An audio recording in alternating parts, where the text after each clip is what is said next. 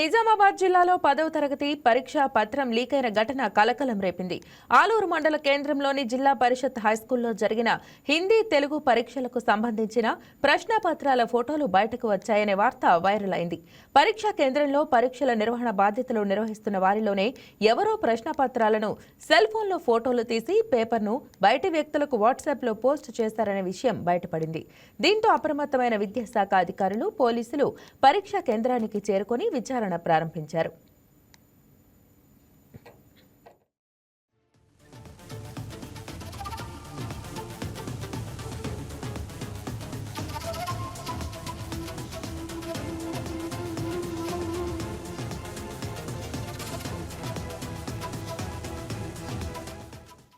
ఇక పరీక్షా పత్రాన్ని బయటకు లీక్ చేసింది ఎవరనే అంశంపై స్కూల్లోని సిబ్బందిని, ఇన్విజిలేటర్స్ తో పాటు పలువురిని విచారించారు. ఆర్మూర్ సిఐ సత్యనారాయణ ఆధ్వర్యంలో పోలీసులు ఇద్దరిని అదుపులోకి తీసుకున్నారు. ఆలూరులో జరిగిన పేపర్ లీక్ పై ఉన్నత అధికారులు సీరియస్ గా స్పందించారు. డీఈఓ అశోక్ ఈ ఘటనపై పూర్తి స్థాయిలో విచారణ జరుపుతున్నారు.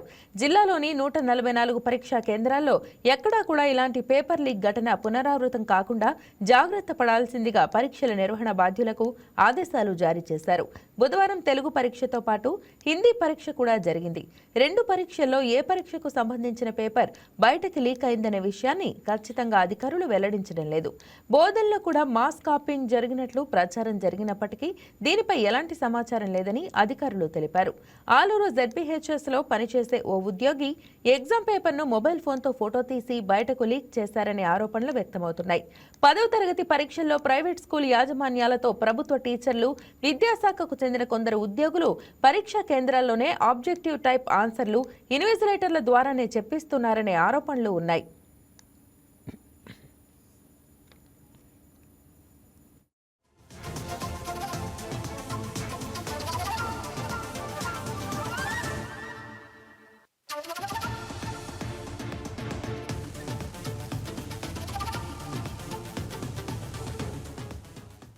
ఈ తతంగం ఎప్పటి నుంచో జరుగుతోందని, రహస్యంగా ప్రతి పేపర్ను కాన్ఫిడెన్షియల్ జిల్లాలోని పేరెన్నికగన్న ప్రైవేట్ కార్పొరేట్ స్కూల్ యాజమాన్యానికి ఏదో ఒక పరీక్షా కేంద్రం నుంచి ఎగ్జామ్ పేపర్ ఇవ్వగానే 15 నిమిషాల్లోనే బయటకు వస్తుందనే కొందరు ప్రైవేట్ స్కూల్ సిబ్బందే బహిరంగంగా చెప్పుకోవటం గమనించాల్సిన విషయం.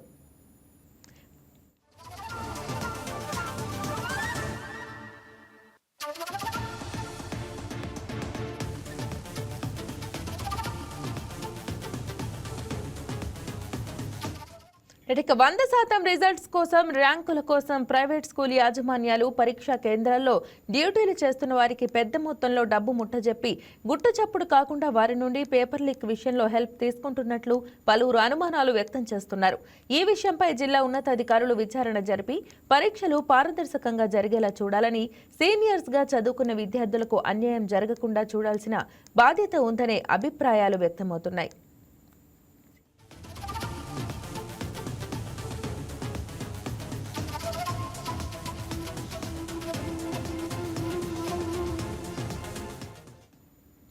ఆలూరు పేపర్ లీకేజ్ ఘటనకు సంబంధించి chief superintendent Rajender, departmental officer Vijay Kumar, ఇన్విజిలేటర్లు సాగర్, ఉపేందర్లు సస్పెండ్ చేసినట్లు అధికారులు తెలిపారు.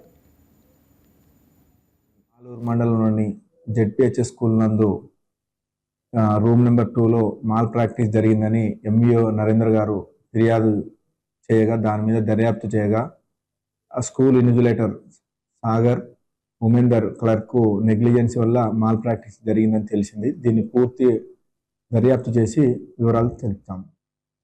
ఆలూరు మండలంలోని ZPHS స్కూల్ నందు రూమ్ నెంబర్ 2లో మాల్ ప్రాక్టీస్ జరిగిందని MVO నరేంద్ర గారు ఫిర్యాదు చేయగా దాని మీద దర్యాప్తు చేయగా ఆ school invigilator Sagar, Umender clerk negligence వల్ల మాల్ ప్రాక్టీస్ జరిగిందని తెలిసింది. దీన్ని పూర్తి దర్యాప్తు చేసి వివరాలు తెలుపుతాము. ఆలూరు మండలం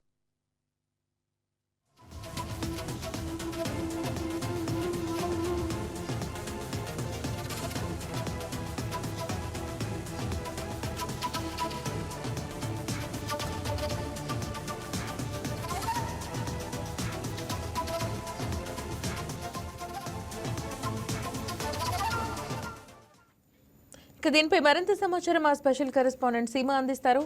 శివ చెప్పండి, మరి ఈ పేపర్ లీకేజ్ ఘటనకు సంబంధించి పూర్తి అప్డేట్స్ తెలియజేయండి. Thank you మహిష. నిజామాబాద్ జిల్లాలో 10వ తరగతి పరీక్షలో భారీ వివాదం చోటు చేసుకుందని మనకి ఇప్పటికే సమాచారం అందింది. సెకండ్ లాంగ్వేజ్ పరీక్ష ప్రశ్నపత్రం లీక్ కావడం రాష్ట్ర వ్యాప్తంగా కలకలం రేపుతుంది. అలాగే బుధవారం ఉదయం పరీక్ష ప్రారంభమైన కేవలం 10 నిమిషాల్లోనే ప్రశ్నపత్రం బయటకు వచ్చినట్లు అధికారులు గుర్తించారు. ఆలూరు ప్రభుత్వ పాఠశాలలో విధులు నిర్వహిస్తున్న ఓ ఉపాధ్యాయుడు తన మొబైల్ ద్వారా ఈ ప్రశ్నపత్రాన్ని ఫోటో తీసి ఇతరులకు పంపినట్లు సమాచారం. అంటే స్టూడెంట్స్ కి పాఠాలు నేర్పే ఉపాధ్యాయులు ఇలా చేయడం ఇలా హాట్ టాపిక్ గా మారిందనమాట. ఎంతో కష్టపడి ఎగ్జామ్స్ రాయడానికి వచ్చారు స్టూడెంట్స్, ఇలా ప్రశ్నపత్రం లీక్ అవడంపై వాళ్ళు కూడా కొంత అప్సెట్ అవ్వడం మనం చూస్తున్నాము. అలాగే ఈ ఘటనపై వెంటనే స్పందించిన విద్యాశాఖ అధికారులు పోలీసులకు ఫిర్యాదు చేశారని చెప్పి మనం తెలుస్తుంది. కొంతమంది అధికారులను కూడా సస్పెండ్ చేశారని చెప్పి కూడా మనకు తెలుస్తుంది మహిజ.